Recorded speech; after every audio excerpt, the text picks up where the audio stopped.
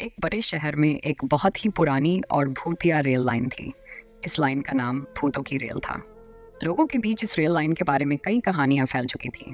लोग कहते थे कि रात को इस रेल के पास जाना खतरनाक होता है और इसमें भूतों की आवाज़ें सुनाई देती हैं। एक रात एक जवान यात्री नामक अजय ने इस रेल से सफ़र करने का निर्णय किया। वह अपने घर से स्टेशन की ओर चला। रात के अंधेरे में जब रेलवे स्टेशन पहुंचा तो वहां की माहौल में कुछ अजीबोगरीबी महसूस होने लगी। अजय ने रेलवे स्टेशन पर एक चाय वाले से पूछा, क्या यहीं से भूतों की रेल जाती है? चाय वाले ने चिंगारी की आंखों से देखकर कहा, हाँ, लेकिन तुम्हें जो कुछ भी सुना या देखा उसे यहाँ कहा मत करना। वहाँ कुछ अजीब चीजें होती हैं।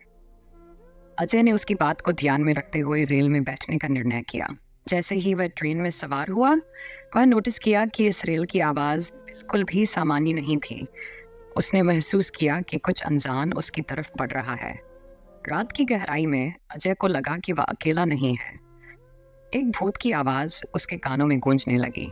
उसने घबराकर आसपास देखा, लेकिन कुछ भी नहीं था। फिर वह नोटिस किया कि ट्रेन की लाइटें धीमी हो रही थीं और ट्रेन की रफ्तार भी धीमी हो रही थी। अचानक ट्रेन पूरी तरह से रुक गई।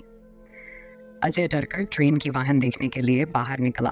उसने देखा कि वह ट्रेन के बाहर अद्भुत रूप से पुरानी और भूतिया स्टेशन पर खड़ा है। वहां खड़े होकर उसने अचानक एक भूत रेलगाड़ी को देखा। उसके अंदर कुछ अनजान आवाजें सुनाई देने लगीं।